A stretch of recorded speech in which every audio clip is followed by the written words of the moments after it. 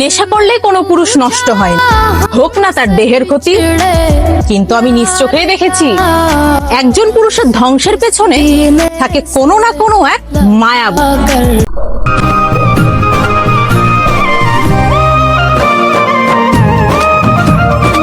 शरीर से प्यार करने वाला कभी रोता नहीं है, रोता वही है जो दिल से प्यार करता है।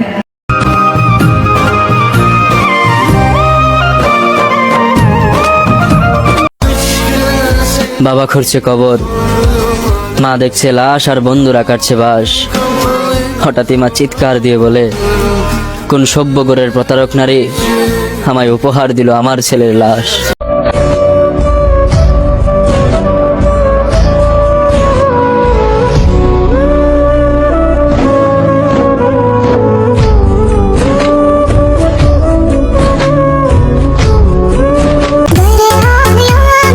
আমি এতটুকু সস্তা না যতটুকু তুমি ভেবে নিয়েছো।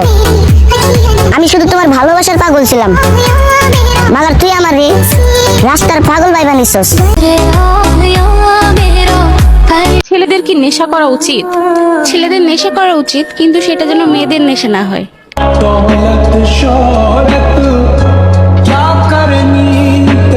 ছেলেরা কান্না করলে কি ভালোবাসা পেয়ে যায়? ছেলেরা কান্না করলে তো সান্ত্বনাই পায় না, ভালোবাসা কিভাবে পাবে?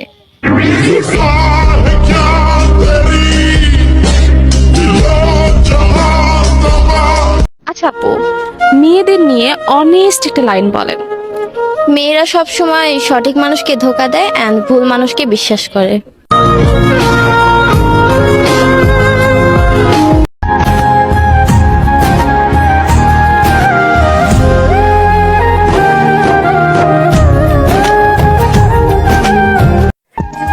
মইরা গেলে ভুইলা যাইও, কইরা দিও ক্ষমা, তোমার অভাবেই ধ্বংস হয়েছে, অথচ তুমি জানো না।